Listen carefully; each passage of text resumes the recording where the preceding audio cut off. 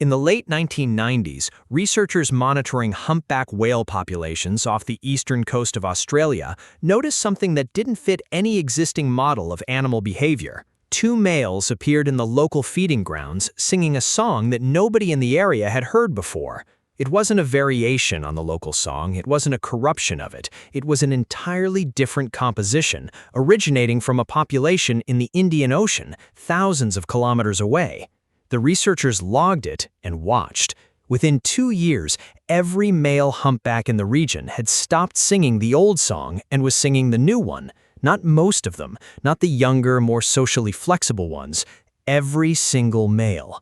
The old song simply ceased to exist. A cultural revolution had moved across an ocean basin, and not one of the animals involved had a phone. To understand what that means, you first have to understand what whale songs actually are. The story most people know starts in 1970, when biologists Roger Payne and Scott McVeigh published a paper in Science that stopped the academic world cold. They had been analyzing recordings of humpback vocalizations made by a Navy hydrophone operator in the 1950s and discovered something nobody expected. The sounds weren't random noise, they were organized. They had repeating units, hierarchical structure, patterns that recurred across hours of recording. They were songs in every technical sense of the word. Humpback songs are built in layers. At the smallest level are individual sounds, moans, cries, chirps.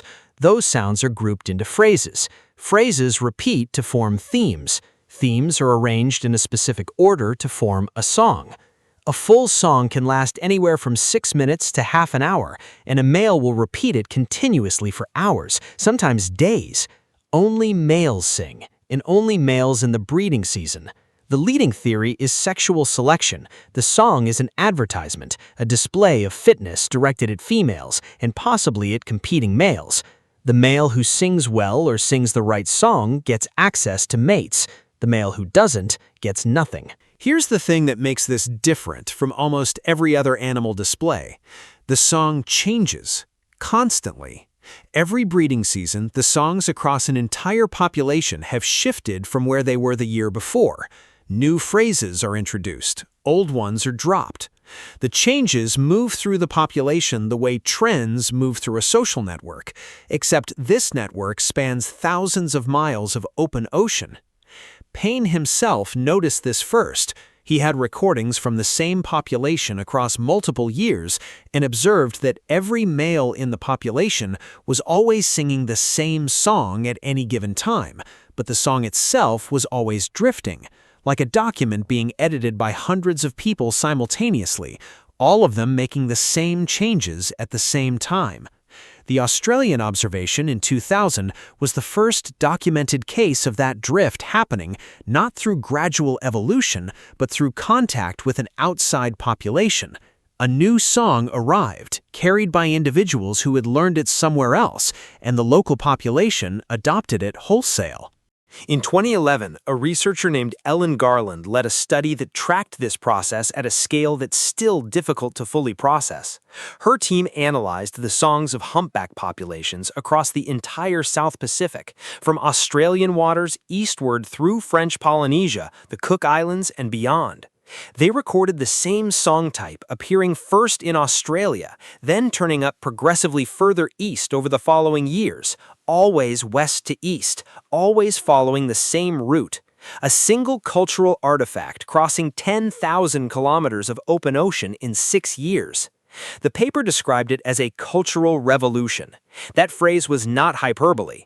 In human terms, what Garland documented is the equivalent of a new genre of music originating in one country, spreading without any media, without any technology, without any infrastructure across an entire continent in 6 years, with the previous genre being completely abandoned by everyone who had ever sung it.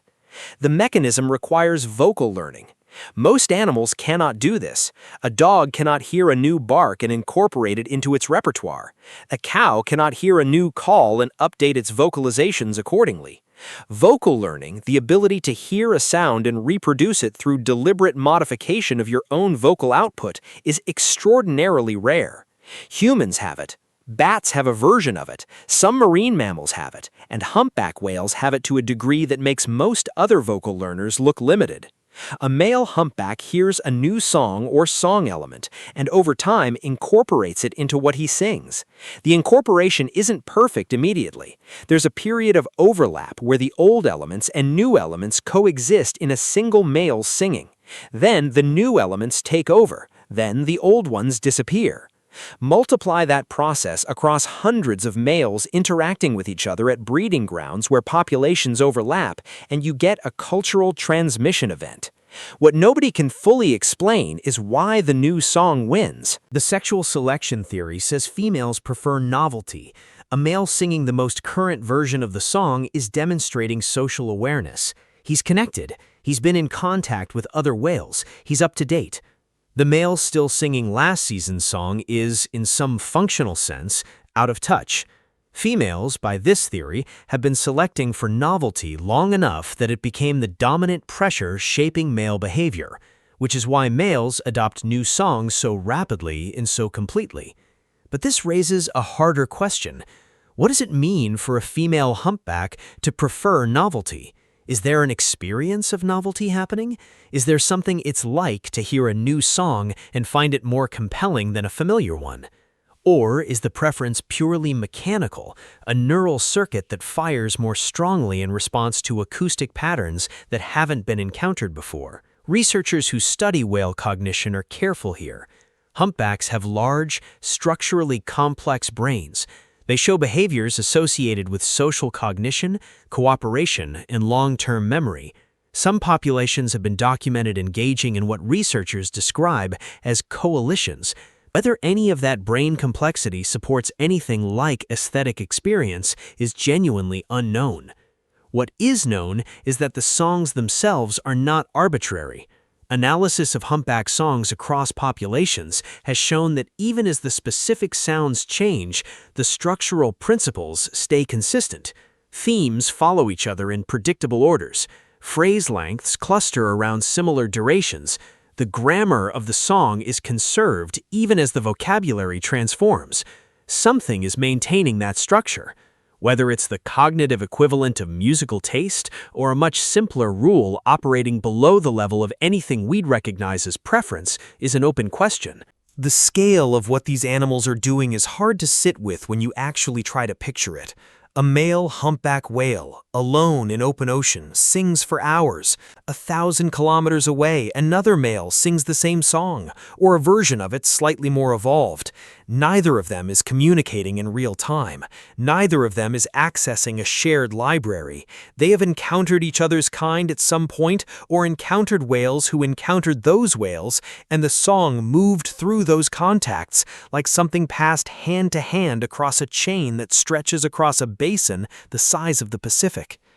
In 2024, the total number of Spotify streams for the most played song of the year required global internet infrastructure, smartphone penetration across hundreds of countries, and algorithmic distribution at massive scale to achieve. Humpback whales are doing a version of the same thing, with nothing but water, time, and a brain that learned to listen. We don't fully understand why the songs spread. We don't fully understand what choosing to adopt a new one costs a male, or what it means to him when he does. We don't know if there's a moment of recognition when a new song is heard, something that functions like the feeling of encountering music that changes you. What we know is that the songs move. They have been moving across the same ocean for longer than any human tradition has existed, and every time a new one arrives, the ocean learns it.